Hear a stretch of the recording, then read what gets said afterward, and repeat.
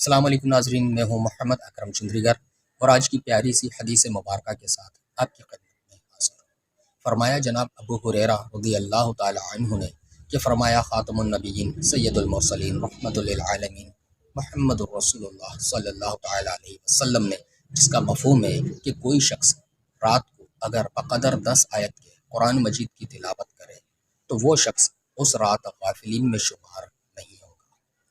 ناظرین، 10 آیت کی تلاوت میں بمشکل 1 سے 2 منٹ صرف ہوتے ہیں اور آپ ساری رات کے لیے غافلین کی فہرست میں سے نکل جاتے ہیں۔